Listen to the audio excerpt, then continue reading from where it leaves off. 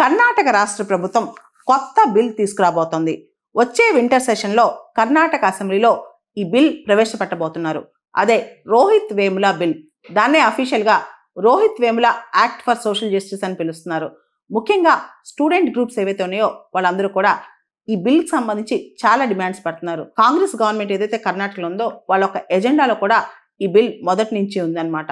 రోహిత్ వేముల మనందరికి తెలుసు, కరెక్ట్గా 10 సంవత్సరాల క్రితం 2016లో హైదరాబాద్ సెంట్రల్ యూనివర్సిటీలో రోహిత్ వేముల మరణం, ఆయన కాస్ట్ డిస్క్రిమినేషన్ ఫేస్ చేశారని చెప్పి ఎలిగేషన్స్ ఉన్నాయన్నమాట.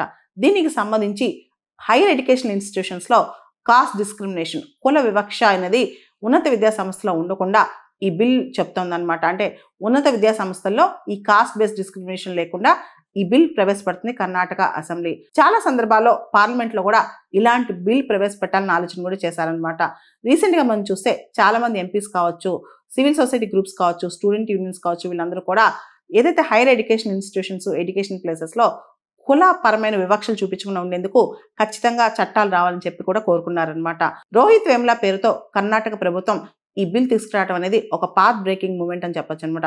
ముఖ్యంగా ఇన్స్టిట్యూషనల్ హరాస్మెంట్ అనేది, అది హాస్టల్ నుంచి సస్పెండ్ చేయడం కావచ్చు, స్కాలర్షిప్ ఆపేయడం కావచ్చు, లేదా స్టూడెంట్స్కి షో కాజ్ నోటీస్ ఇవ్వడం కావచ్చు, వాళ్ళని సోషల్ బాయ్కాట్ చేయడం కావచ్చు, ఇవన్నీ కూడా క్యాస్ట్ పరంగా జరిగితే దాన్నే కాస్ట్ బేస్డ్ డిస్క్రిమినేషన్ అంటారనమాట.